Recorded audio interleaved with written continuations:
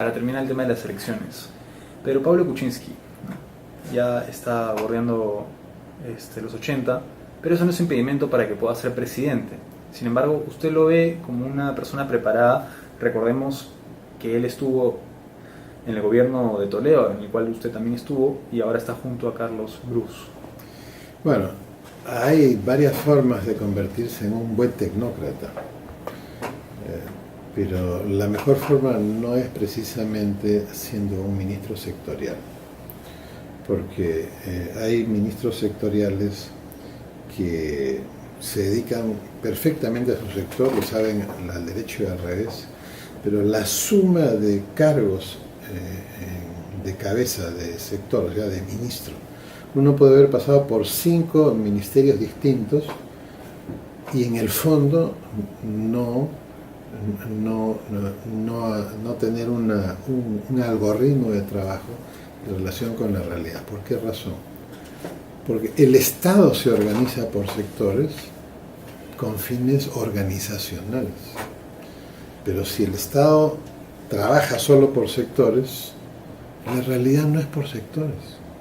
La realidad es como un manto de Paracas, es un entretejido de todo lo que sucede. Entonces, si el primer ministro no entiende que él es el ministro de lo multisectorial, y lo multisectorial en el aparato público es el 80% de lo que se hace, significa que va a pasar por los cargos y va a mantener esta visión sectorializada. Precisamente la visión, ¿por qué yo soy tan crítico con los planes de gobierno? Porque mantienen la estructura sectorial. Claro, esa es una estructura para permitir, pero a la hora que usted escucha a los jefes de planes de gobierno hablar, se da cuenta que no tienen una visión integral del Perú.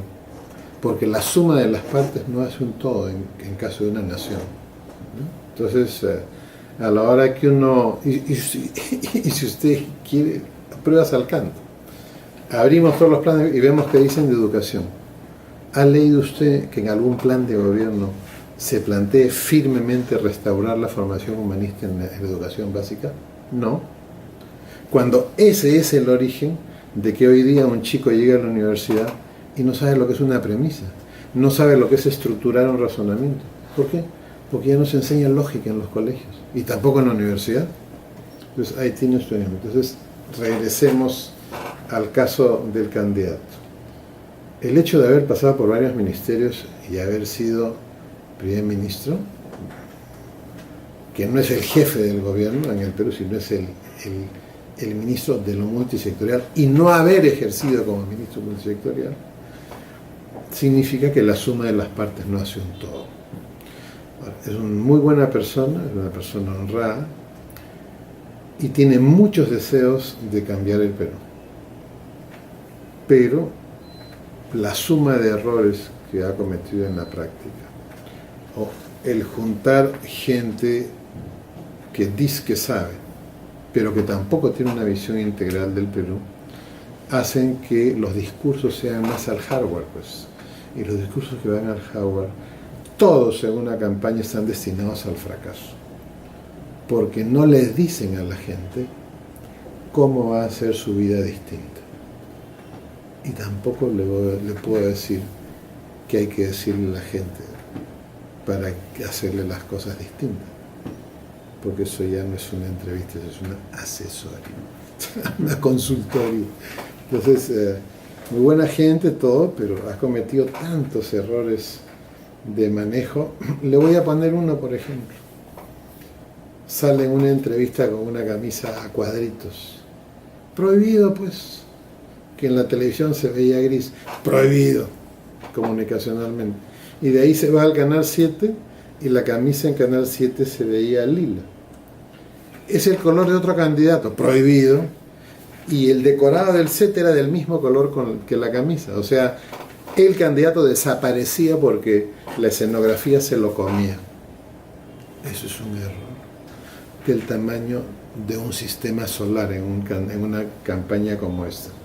Significa que la gente de su campaña ni siquiera sabe el ABC de la comunicación política. Una cosa es que él contrate a una empresa con un tipo que es un publicista brillante, que tiene no sé cuántos leones de Venecia ganados en publicidad, y otra cosa es la comunicación política. Si el candidato no sabe cuestiones elementales como las que le acabo de describir, significa que sus posibilidades son muy escasas de convertirse en presidente de la República. Salvo pues el milagro que ha sucedido en el Perú el 9 de marzo, ¿no? Que han desaparecido 2 candidatos y que Kuczynski podría ser uno de los beneficiados.